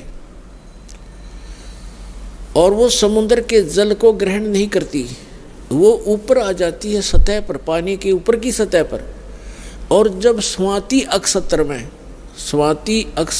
नक्षत्र की ऊपर से कोई बूंद आसमान से उसके मुख पर गिर जाती है उस समय, तो उस बूंद से जब मुंह खुला हो सीप का, उसकी डिमांड होती है उस बूंद की, आसमान के पानी की बूंद की, और उसमें मुंह खुला हो और उसमें वर्षा हो रही हो, तो मुंह खुले हुए पर एक ही बूंद पर्याप्त है उसमें मोती बनाने के लिए।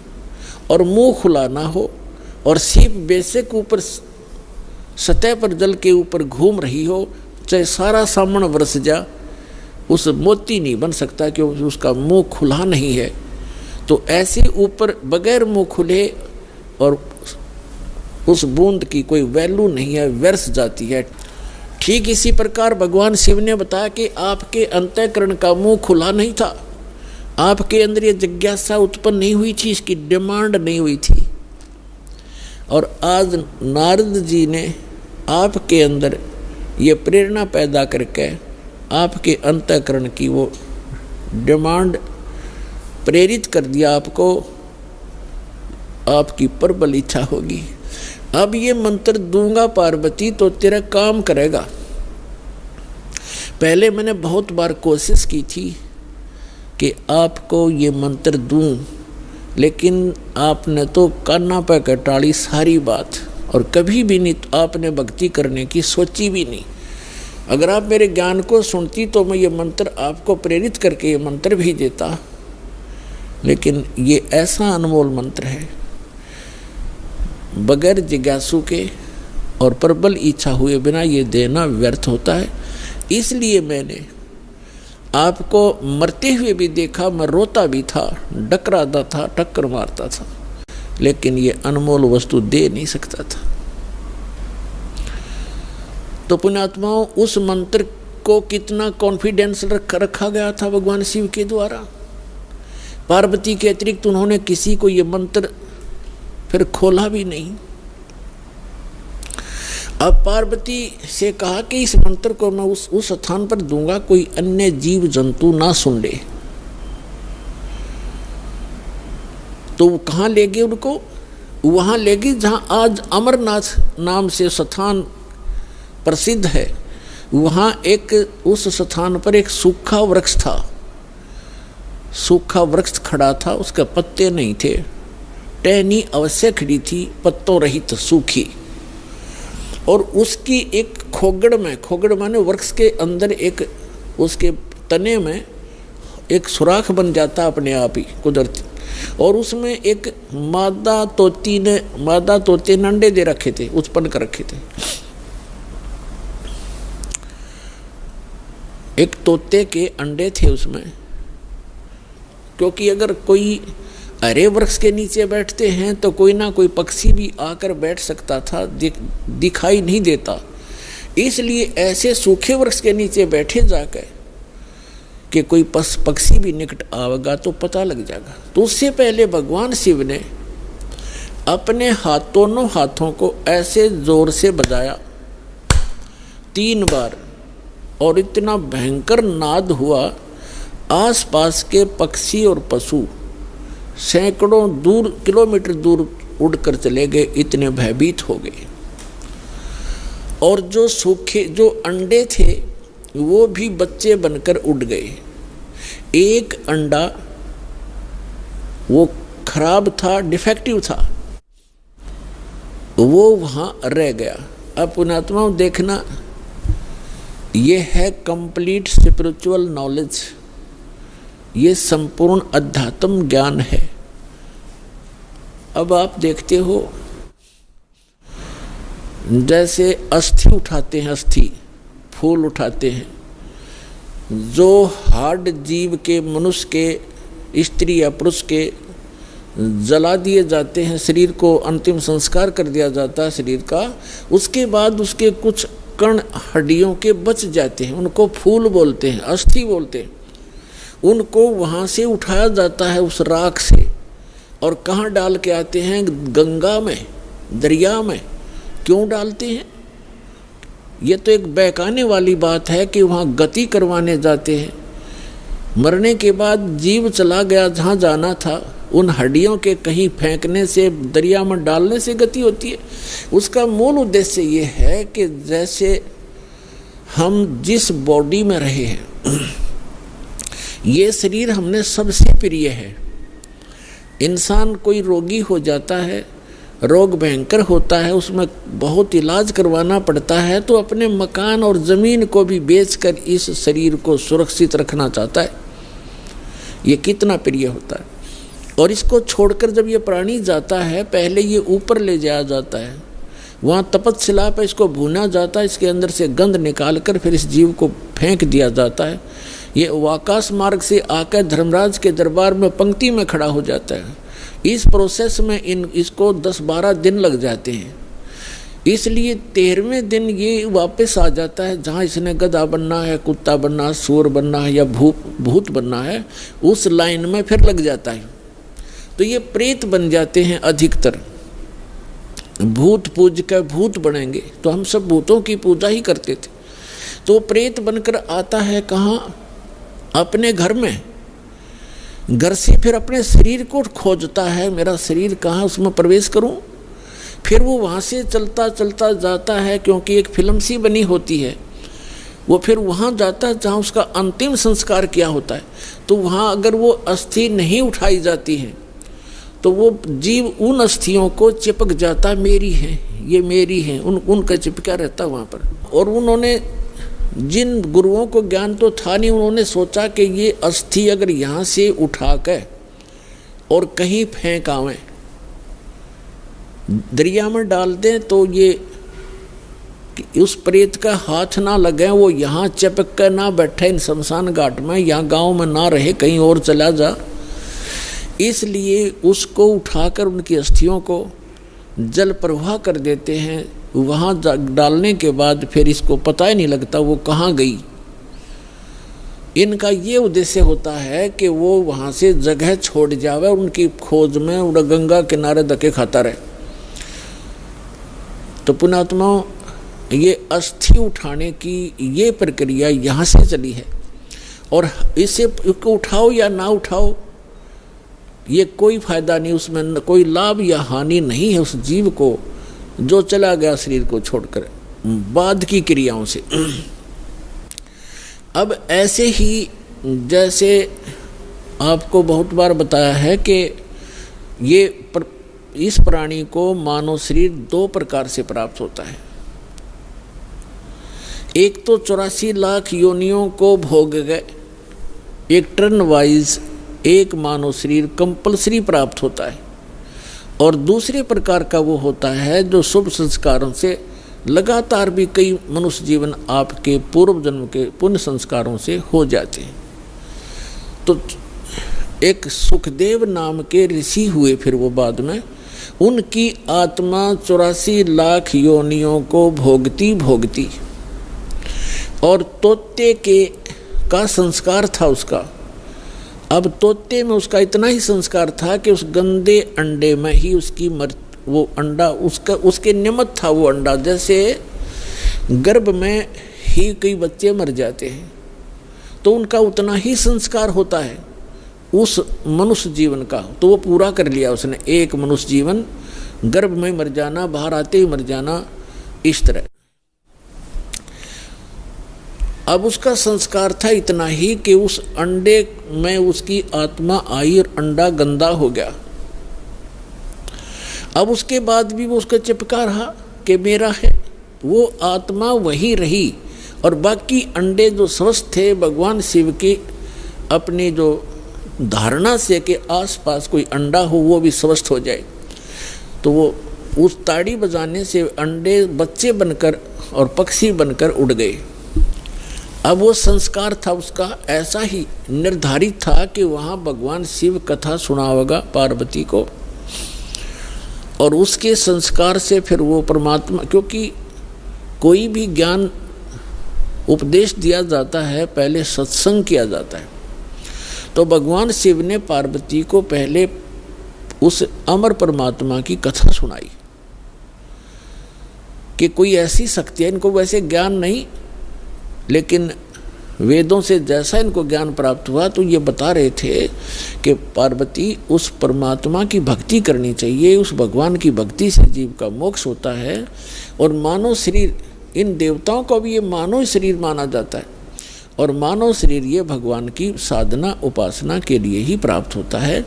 और फिर वो बताने लगे कि ध्यान लगाओ, मैं बताता जाता हूँ, जहाँ टारगेट मैं आपको बताऊँ आपकी सुरती वहीं पहुँचे।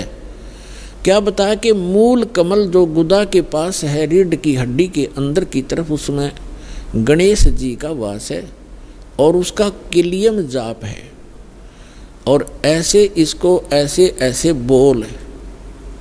फिर बताया कि उससे 2 उंगल ऊपर सावित्री और ब्रह्मा जी का कमल है, उसका ये मंत्र है। फिर बताया शरीर के इसके ऊपर नाभि कमल है, उसमें विष्णु और लक्ष्मी का वास है, और वहाँ पर ये मंत्र है जो आपको दिए जाते हैं, इनको जाप करो। उसके बाद फिर हृदय कमल है, उसमें महादेव और पार्वती का स्थान है। अपनात्माओं, ये डीला आपको बहुत देर से समझ में आओगा। ये ज्ञान आपको पहले भी बताया है कि ये काल क्या लीला करता है। ये एक ब्रह्मांड के सर्वोपरि शिखर में, चोटी में, वहाँ 3 स्थान बनाकर रहता है, और वहाँ 3 ही रूप धारण कर लेता है, और वहाँ इस दुर्गा के ये 3 ही रूप बनाकर अपने साथ रखता है। जैसे एक रजोगुण प्रधान क्षेत्र है, उसमें स्वयं ये चतुर्मुखी रूप धारण करके और लक्ष्मी को पार्वती रूप बना सावित्री रूप बनाकर अपने साथ रखता है। एक सतोगुण प्रधान क्षेत्र है, उसमें ये स्वयं विष्णु रूप धारण कर लेता है और लक्ष्मी को और उसको दुर्गा को लक्ष्मी रूप में रखता है। और तीसरा वहाँ पर एक तमोगुण प्रधान क्षेत्र है, उसमें ये स्वयं अपना शिव रूप धारण करके, जैसा शिव आप देखते हो, और उसके 5 मुख हैं, उसके शिव के भी 5 मुख हैं। वहाँ पर जब ये बनाता है वो 2-1 भी रख लेता है, ऐसा इसकी लीला है। तो वह 10-10 भी मुख बना सकता है ये, वहाँ 10-1000 तक ये मुख बना सकता है ये काल। तो वहाँ ये शिव रूप में रहता है और दुर्गा को पार्वती रूप में रखता है। तो जो हमारे कमलों के अंदर जो हमने जो दिखाई देंगे देवता, वो वही उसी का रिफ्लेक्शन दिखता है। और वहाँ के इन स्थानों के इंचार्ज ये इनके पुत्र होते हैं, जहाँ इनके कार्यालय हैं, जैसे शिवपुरी है, विष्णुपुरी है, ब्रह्मापुरी है, ये अलग हैं। और वहाँ पर रिफ्लेक्शन उसका ही आता है। और वहाँ जो जीव इस मंत्र की साधना करते हैं, उनकी साधना का अकाउंट ये इसके पुत्र रखते हैं। जैसे हम ब्रह्मा जी और सावित्री का जाप करते हैं, तो वो अकाउंट इनके पास जाएगा, अकाउंट यही रखेंगे ये ब्रह्मा विष्णु महेश ही अलग से। तो पुण्यात्माओं, ये PhD का मार्ग है, धीरे धीरे आपको समझ में आएगा। तो यहाँ शिव बता रहा है कि हृदय कमल में शिव और पार्वती का स्थान है, इसके ऐसे 12 पंखुड़ियाँ हैं, इसका ये मंत्र है। फिर कंठ कमल में देखिए दुर्गा का स्थान है और इसमें इतने कमल हैं, 16 पंखुड़ी हैं और इसका ये मंत्र है। तो ऐसे जब वो जाप करती हुई जा रही थी, फिर कहा कि त्रिकुटी में की तरफ चलो पार्वती। अब जो ही वो ऊपर को उठी, यहाँ से समाधिस्थ हो गई वो, क्योंकि पुण्यात्माएं जो होती हैं उनका शरीर एक बहुत कोमल होता है, उनमें इतने विकार नहीं होते जैसे हम कलयुग में आ गए। सतयुग में क्या था? सतयुग में प्रत्येक व्यक्ति कोई भी था, जन साधारण भी और ब्राह्मण गुरु भी, उनकी समाधि तुरंत लग जाया करती थी, क्योंकि शरीर इतना पिछले पुण्य संस्कारों से इतना कोमल होता था, इतना स्वच्छ होता था, अंदर से सब नसें सब वो उनका साफ होता था, बहुत आसानी से समाधि लग जाती थी। तो ऐसी वो देव स्वरूप शरीर था पार्वती का, तो स्वयं उनका एकदम समाधि लग गई। वो अंदर सुरती उसकी कमलों में चली गई और उन कमलों में घुसकर वो नज़ारा देखने लगी। अब जैसे पुण्यात्माओं, आप सिनेमा देखने जाते थे पहले, अब तो नहीं देखेंगे हम, पहले सिनेमा देखने जाते थे 3 घंटे, 3 घंटा का न्यू पता नहीं चला था किस में गए, क्योंकि कभी कुछ देख रहे हैं, कभी कुछ देख रहे हैं, कभी कुछ देख रहे हैं। 1 सेकंड में वो है पावा था, ख़त्म होगी भाई। और बस स्टैंड पे बस की इंतज़ार कर ले, 10 मिनट में 20 बार उठेगा, 10 बार बैठेगा, आई किसी आई। तो इस तरह हम जो समाधिस्थ ऋषि होते थे, इनकी काल रोल मारा करता, इन्हें मूर्ख बनाया करता। जैसे किसी भी एक कमल में ये प्रवेश कर गए, एक कमल जैसे टीवी चैनल में कोई चैनल ऑन कर लिया और उसमें जो भी नज़ारे हैं वो यहाँ से बिल्कुल हटकर हैं और वो ऐसे दृश्य हैं यो मन देखता देखता दंग रह जाता है, इसको पता नहीं चलता कितना समय बीत गया। तो इस प्रकार वो काफ़ी समय तक ये नज़ारे देखा करते, मोक्ष नहीं हुआ इनका। परमेश्वर कबीर जी एक झोंपड़ी में रहा करते थे, पूरा परिवार जो परमात्मा का